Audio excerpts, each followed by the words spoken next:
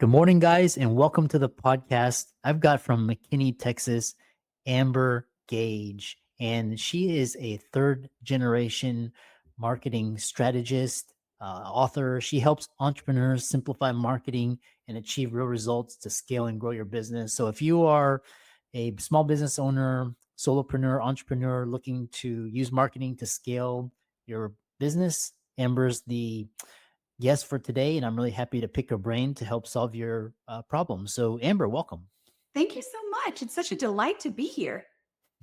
Yeah, briefly introduce yourself, and I'm excited to dive into the content of the questions. Yeah, absolutely. So, I am a third generation entrepreneur, as you said.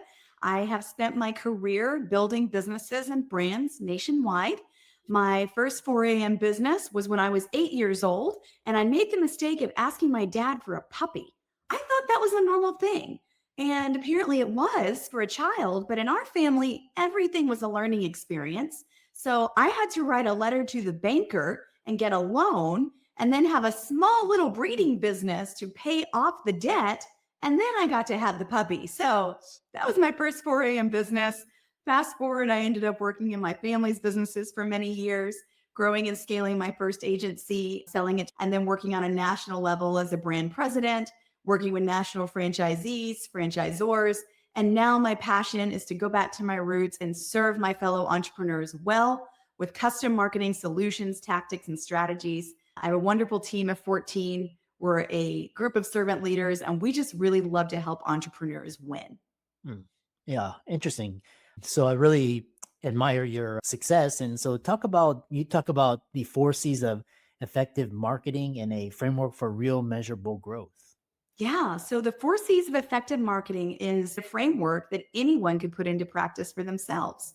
So the 4 C's of effective marketing are basically our process for helping businesses scale and grow and not feel overwhelmed with marketing and not be duped by bad marketing. Yeah, yeah, interesting. And so, one question I have for you are what are some common marketing myths that hold entrepreneurs back? Oh my gosh, where do we begin? Can we pop open a bottle of wine? There's not enough wine to talk about that. I think a marketing myth is that the same approach will work for everyone. There are some proven methodologies when it comes to digital media, but for the most part, every business is different. And the life cycle of where that business owner is unique when they come to seek marketing help. Those two factions alone need to be taken into account when you're doing marketing. So it is not a one stop shop for everyone. And marketing is not a silver bullet. There are so many aspects of marketing, from analytics to creativity to deliverability to targeting. Anyone that tells you that if you just put money into this marketing campaign and you're going to win, they're just trying to sell you something. Yeah, that's the other question I have for you is for a lot of people listening, they could be just starting out, they could be startups, solopreneurs. A follow up question I have for you is what are some of the biggest marketing mistakes and how can they be avoided? Wasting money on something you don't understand, wasting money on something that is not made for your industry, trusting the wrong marketing partner who doesn't understand your business and isn't willing to dive into it with you. And here's the number one mistake: never give up control of your marketing assets. So often, an entrepreneur will give up ownership of their website, their Google business profile, or any other myriad of digital assets that really belong to them for the sake of convenience. But marketing should be work for hire. Whoever you hire should allow you to remain in the driver's seat and in control of your assets. Yeah, yeah. It's always be a owner. So then the other question I have for you is what is the best marketing strategy for small businesses? Is it SEO, social media? Talk about it. I think the best marketing strategy for small businesses is what I refer to as guerrilla warfare marketing. There's a fantastic book by, I think it's Trout and Reese, and it's called Marketing is Warfare. And it talks about how when you are trying to build a brand and build a business, you are basically trying to take the hill, as it were, in military strategy. And the way that you do that is by shaking hands and kissing babies. Start foundationally and organically to build a name for yourself. build a local brand presence, and then grow from there. But organic growth, low cost growth, strategic alignment, that's a great place to start. Hmm. Yeah. The other question I have is, where do you see artificial intelligence playing a role in marketing? Is it going to make things worse, or is it going to improve things? Talk about that. I think AI is fantastic. I think those who are early adopters are the ones that will benefit. Yes, it will absolutely change the landscape. It already is. But the opportunity to work smarter and not harder, the opportunity to code when you're not a coder. I created a piece of artwork for my office the other day based on a poem that I loved. It's going to take us to new heights if we learn to harness it and give it the prompts that it needs to accomplish our goals. Hmm. And what marketing channels work best? Should people be on Instagram, LinkedIn, TikTok, email, newsletters, SEO? You There's can so be many now. Webinars. Well, this is where strategy really comes into play. You have to understand the industry that you're serving and the clients you're trying to reach. In my 4 C's of effective marketing, I talk about customer demographics and I talk about channel management. Make sure that when you're looking at investing in a marketing platform, that you are thinking about the end customer. Who are they? Why are they buying from you? And what are they buying from you? If you're targeting a 35-year-old, maybe you want to be on some of the newer social media platforms. If you're targeting 60 and 70-year-olds, maybe you need a direct mail coupon. Think about who your customer is and put your marketing in front of them.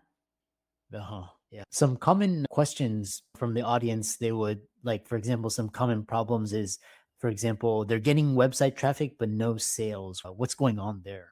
There could be a myriad of things going on. Your website is either the greatest suck of your money and your time, or it's your digital calling card. I happen to be a story brand guide, so I specialize in website conversion and applying proven theories to help websites convert. We also offer a free website audit for anyone that is trying to figure out why their website isn't working. And did you know that there are actual pixels now that you can put on your website to see your traffic in real time, what people are doing, what pages they're bouncing off of, what pages they're clicking on? So you have to dig into the analytics. You absolutely need to invest in a good website maintenance plan. By the way, lawsuits revolving around personal privacy, cookie policies, ADA compliance are huge right now. If you do not know if you have a privacy policy on your website, run, don't walk to your website provider and get one put on. But yeah, peel the onion. Look at all the different layers to see why your website might not be converting. Hmm. And when you say pixels, you mean Facebook and Google pixels, or are you referring to something else? Oh, pixels could be for anything. There are pixels for all kinds of platforms, real time learning algorithms, white label platforms. What I'm talking about is a pixel that has been developed to actually track an ideal customer demographic and the activity that they are doing on your website in real time. Hmm. Interesting.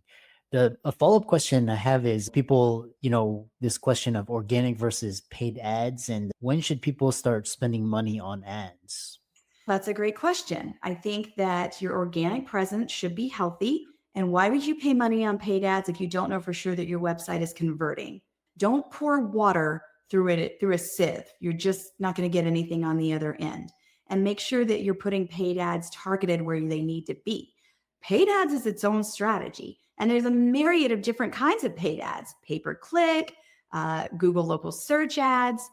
When you're looking at doing lead generation, have a conversation with a digital media strategist who understands your industry and can help you put your budget where it needs to be. Hmm.